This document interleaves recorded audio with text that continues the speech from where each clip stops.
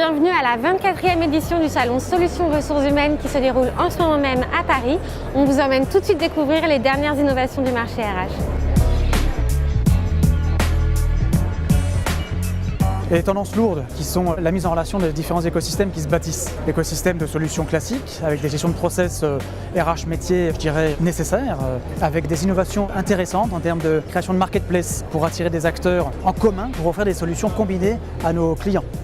C'est aussi travailler sur la notion de cockpit RH et donc d'offrir des données valorisées, des données convergentes, qu'elles soient topées à l'intérieur de l'entreprise ou à l'extérieur sur Internet et qui donnent finalement aux DRH et aux équipes RH des capacités d'analyse et de visualisation de données qui sont très pointues. Magency, c'est un outil collaboratif pour dynamiser les formations, les réunions, les événements. Ça permet effectivement non seulement d'engager les participants, mais également d'aider l'animateur à dérouler son déroulé pédagogique d'une manière ludique, efficace et le tout digitalisé.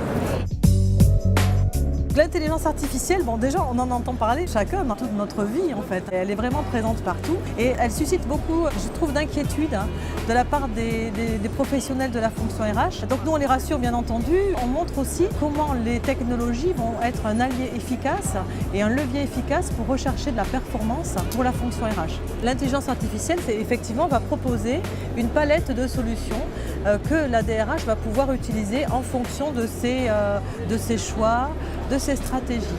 Si c'est par exemple une stratégie de rechercher la performance de la fonction RH, là on va pouvoir aider pour automatiser des tâches, des processus, dématérialiser des éléments, faire le support premier niveau pour les questions qui sont fréquemment posées. Donc là on voit bien qu'on est sur le travail de l'efficience de la fonction RH et là ça va avoir un intérêt.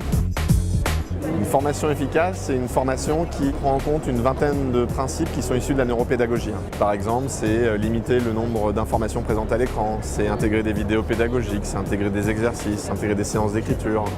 Il y a deux tendances que je vois émerger en ce moment. Il y a une tendance qui est liée à tout ce qui est réalité virtuelle, où on peut faire des expériences utilisateurs qui vont être très fortes. Et en plus, en termes d'imagerie mentale, pour le cerveau, ça va être très impactant et du coup, ça va être très durable. Et l'autre tendance qui émerge, c'est tout ce qui est micro-contenu. Parce qu'effectivement, c'est lié à notre taux d'attention. Plus les contenus vont avoir des durées courtes, plus ils vont être consommables facilement. Cette année, il y a plein de nouveautés. Il y a la DSN Analytics, il y a le PASS, le prélèvement à la source, et il y a toutes les nouvelles lois européennes sur la RGDPR.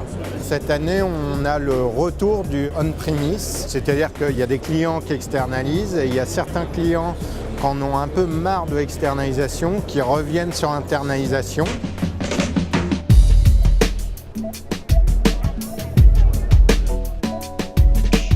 Sur le marché de la paie, nous voyons émerger plusieurs tendances. Bien évidemment, la conformité réglementaire est un sujet chaud toujours pour nos clients et les prospects qui viennent nous voir ici sur le salon. Réglementation générale de protection des données, donc la fameuse RGPD. Le prélèvement à la source énormément. Maintenant, beaucoup de questions sur le sujet et également beaucoup de demandes autour du décisionnel.